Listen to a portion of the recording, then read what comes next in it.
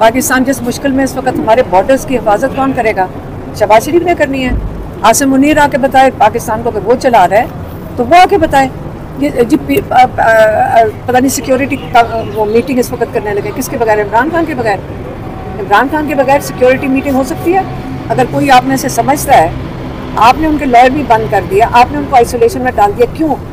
ये किस किस्म की स्ट्रैटेजी है कि जो एक सबसे बड़ा लीडर है पाकिस्तान का, जहाँ पे आपने अगर लोगों को साथ लेके चलना है, कैसे चलना है? दुनिया में क्या तरीक़ाकार होता है? आपने लोगों को साथ लेके चलना है तो आप उनके जो उनके नुमाइंदे होते हैं उनको आप साथ बैठाते हैं। तो सबसे 3-3.5 करोड़ वोट लेने वाला जो शख्स है उसको आपने जेल में आइसोलेट किया हुआ है। आप सबसे पहले उससे पास ये सारे भागे जाएं, आसिम मुनीर भागा जाए कि बताएं अब हम क्या करें, क्योंकि वो एक्स प्राइम मिनिस्टर भी हैं, उनको पता है। क्योंकि एक जब पिछली दफ़ा किस्सा हुआ था तो इमरान खान के फैसले थे और इमरान खान ने सही फैसले किए थे और पाकिस्तान की वक़ार और इज़्ज़त रखी थी।